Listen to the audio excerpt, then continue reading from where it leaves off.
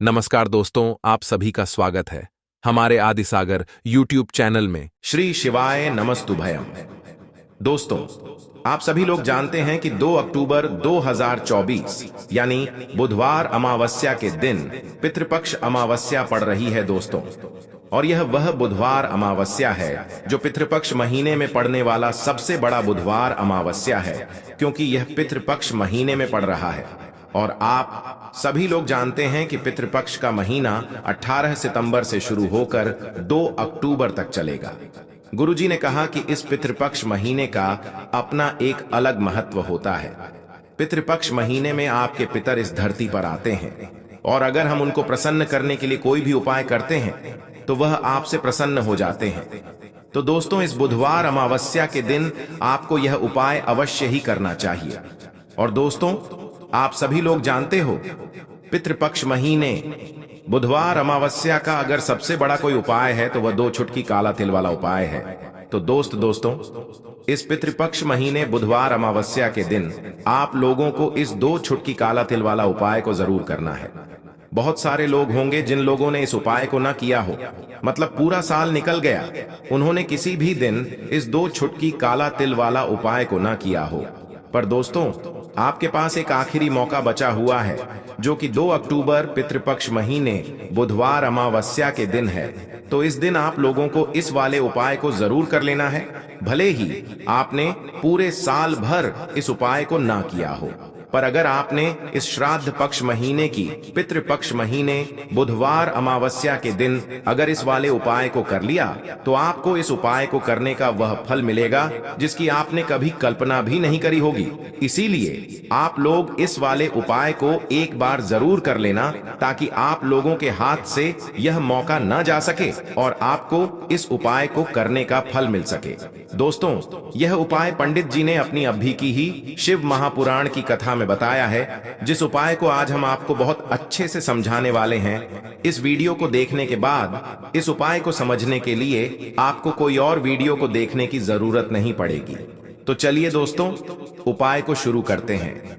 देखिए, यह इस पितृपक्ष महीने के बुधवार अमावस्या के दिन यह इतना खास होता है, इतना महत्वपूर्ण होता है। देखा गया है कभी कभी बड़े बड़े पूजा पाठ अनुष्ठान से जो मनोकामना पूर्ण नहीं होते, वह पितृपक्ष महीने के दिन एक छोटे से उपाय करने से ही आपकी मनोकामना पूर्ण हो जाती है। और बहुत सारे लोगों ने इस उपाय को किया भी है और उनको इस उपाय को करने का फल भी जरूर मिला है। अगर आप लोग भी इस उपाय को करना चाहते हैं तो आप इस उपाय को पहले अच्छे से समझ लेना, सुन लेना, उसके बाद करना। आपको इस उपाय का फल जरूर मिलेगा। और इस उपाय को कर लेने से आपके घर में चाहे किसी भी प्रकार की दुख और समस्या क्यों ना चल रही हो, आपको उसका कारण भी नहीं पता है कि भाई यह समस्या किस कारण से चल रही है। उसका कुछ भी कारण हो सकता है, जैसे पितृदोष हो सकता है या किसी भी तरह का मंगल दोष भी हो सकता है। तो इस दिन आप लोगों को 2 चुटकी काला तिल वाला उपाय कर लेना है। यह एक ऐसा उपाय है जिस उपाय को अगर किसी विशेष दिन पर किया जाए तो भाई उस विशेष दिन का जो है वह तो हमें मिलता ही मिलता है। पर हमने उस दिन पर इस 2 चुटकी काला तिल वाला उपाय को किया है तो हमें उससे भी बड़ा फल मिलता है, और फल बहुत जल्दी मिलता है, क्योंकि आप इस उपाय को बहुत ही बड़े और विशेष दिन पर कर रहे हो। तो चलिए अब उपाय के बारे में बात करते हैं। लेकिन उससे पहले आप लोगों को यह जानना आवश्यक है कि आखिर यह उपाय किस समय करना है, किसको करना है और कैसे करना है। तो चलिए हम आगे आपको वीडियो में एक एक करके बता देते हैं।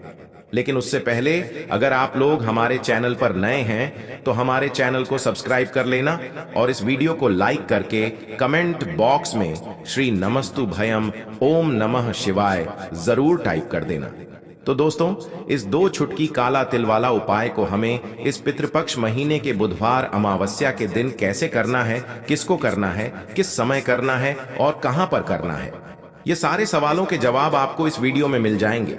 और जो ये वीडियो देखेगा भाई, उसको 2 चुटकी काला तिल वाला उपाय जरूर करना चाहिए, क्योंकि इस दिन काला तिल का भी बहुत ही बड़ा और विशेष महत्व होता है। और जब बात आ जाए 2 चुटकी काला तिल वाला उपाय की, तो यह सोने पर सुहागा वाली बात हो जाती है, और यह एक बहुत ही बड़ा उपाय हो जाता है इस पितृपक्ष महीने के बुधवार अमावस्या का। तो अब दोस्तों, इस 2 छुटकी काला तिल वाला उपाय को आखिर करना किसको है? सबसे पहले हम लोग वह बात जान लेते हैं। तो देखो, घर की जो बड़ी माताएं बहनें होती हैं, उन माताओं बहनों में से कोई भी एक बड़ी माता बहन इस वाले उपाय को कर सकती है। और दोस्तों, अगर आप चाहे तो अपने घर में से सभी सदस्यों को भी इस उपाय को करवा सकते हैं। अगर किसी व्यक्ति की खुद की कोई मनोकामना है, खुद की कोई दुख और परेशानी है जो कि वह अपने लिए ही करना चाहता है, इस वाले उपाय को तो वह खुद अपने लिए भी कर सकता है। बाकी अगर कोई घर में से ऐसा है जो कि अपने पूरे घर परिवार की सुख और शांति के लिए यह वाला उपाय करना चाहता है, तो भाई वह भी कर सकता है। उसमें भी कोई दिक्कत वाली बात नहीं है। कहने का मतलब यह है कि इस उपाय को हर एक सदस्य भी कर सकता है और पूरे घर परिवार के सदस्य के लिए घर की बड़ी माताओं बहनों में से कोई एक माता बहन भी कर सकती है। माताएं बहनें अगर घर में उपस्थित ना हो या वह यह वाला उपाय ना कर पा रही हो, तो फिर घर का कोई बड़ा सदस्य भी इस 2 छुटकी काला तिल वाला उपाय को कर सकता है। चाहे फिर वह पुरुष ही क्यों ना हो, उसमें कोई भी दिक्कत वाली बात नहीं है।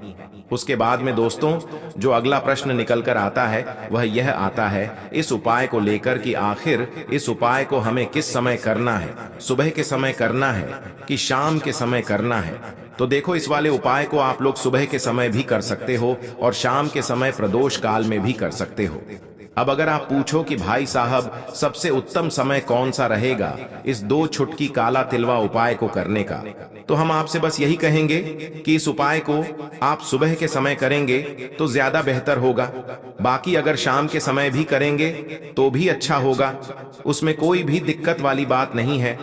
तो अब दोस्तों, जो अगली सबसे बड़ी और महत्वपूर्ण बात आती है वह यह आती है कि सुबह अगर हम उपाय को करेंगे तो हमें कितने बजे से ले कितने बजे तक के बीच में करना है, और शाम के समय प्रदोष काल में करेंगे तो हमें कितने बजे से लेकर कितने बजे के बीच में करना है। तो देखो, सुबह जितनी जल्दी हो सके आप उपाय को करने की कोशिश करना। बाकी अगर किसी कारणवश लेट भी हो जाओ, थोड़ी देर भी हो जाए, तो 10 या 11 बजे तक भी आप उपाय कर लेना, पर 12 बजे से ज्यादा देर ही ना हो। ठीक है, इस बात का ध्यान रखना। उसके बाद में दोस्तों, अगर शाम के समय प्रदोष काल की बात करें, प्रदोष काल का जो समय होता है वह शाम के 6 बजे से शुरू हो जाता है। मतलब शाम के 6 बजे से लेकर शाम के 6 बजे से रात के 8 बजे के बीच में आप कभी भी इस वाले उपाय को कर सकते हो। उसमें कोई भी दिक्कत वाली बात नहीं है दोस्तों। अब देखिए, अगर किसी व्यक्ति से नाराज हो जाएं, किसी घर से नाराज हो जाएं, तो होता क्या है कि घर में धन से जुड़ी समस्याएं आने लगती हैं। पैसे को लेकर उस घर के लोग बहुत परेशान रहते हैं जहां पितृ नाराज हो। इसीलिए हमेशा अपने पितरों को आपको प्रसन्न रखना है, जिससे कि पितरों की आत्मा को शांति मिले और वह हमेशा आपको आशीर्वाद दें। अब यह जो पितृपक्ष के दिन होते हैं, इन दिनों में जब आप यह उपाय करेंगे जो हम आपको बताने वाले हैं, गौ माता से जुड़ा हुआ उपाय है। देखिए, गौ माता के अंदर हमारे पितरों का ही वास माना जाता है। गौ माता हो गई, कुत्ते हो गए हैं, ना पेड़ों में बरगद का पेड़ हो गया, पीपल का पेड़ हो गया, इन सभी में हमारे पास पितरों का वास माना जाता है। पक्षियों में कौवा हो गया, जिसके अंदर हमारे पितरों का वास माना जाता है। तो ऐसा समझ लीजिए कि जब भी जीवन में दुख बढ़ जाए, कष्ट बढ़ जाए, धन को लेकर आप परेशान रहने लगे, कर्जे जैसी समस्याएं जीवन में बढ़ रही हैं, आपके घर में संतान को लेकर बहुत दुख है, आप अपने घर के लड़ाई झगड़े से परेशान रहते हैं, घर में कोई ना कोई झगड़ा करता ही रहता है, आप सोच सोच कर परेशान रहते हैं कि कैसे घर में शांति आएगी, कैसे से घर में सुख समृद्धि आएगी। अब यह समझ लीजिए कि अगर घर में लगातार झगड़ा लड़ाई यह चीजें आपको देखने को मिल रही हैं, घर में आपके कोई भी व्यक्ति सुखी नहीं है, कर्जा घर में लोगों के सर पर है, तो पितृ आपके कहीं ना कहीं नाराज हैं। देखिए, पितृदोष जब घर में होता है ना, तो ऐसा नहीं कि आपको देखने से पितृदोष दिखेगा, इसका आप अंदाजा लगा सकते हैं घर में होने वाली घटनाओं से। जैसे कि खाना आप खाते हैं या घर का कोई भी सदस्य खाना खाता है, अगर उस खाने में कहीं ना कहीं बाल निकलता है ना, या वह खाना गिर जाता है खाते खाते, तब भी आपके घर में पितृदोष है, यानी पितृ आपके नाराज हैं। साथ ही साथ अचानक से घर में दुर्घटनाएं हो रही हैं। पितृ आपके नाराज हैं। अब जो उपाय आपको बताने वाले हैं, इस उपाय को कर लीजिए। पितृ भी प्रसन्न और धन को लेकर तो कभी आपको परेशान होना ही नहीं पड़ेगा। चलिए बात कर लेते हैं पहला वाला उपाय में, जो कि पितरों को प्रसन्न करने के लिए है और घर में स्थिर लक्ष्मी के वास के लिए।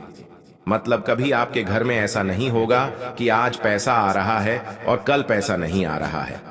ऐसा बहुत सारे घरों में होता है कि पैसा आता है तो रुकता नहीं है, और अगर पैसा रुकता है तो फिजूल खर्ची बहुत होती है, धन की बर्बादी बहुत होती है, जिससे कि घर के सदस्य बहुत ही परेशान रहते हैं। अब ज्यादातर लोग की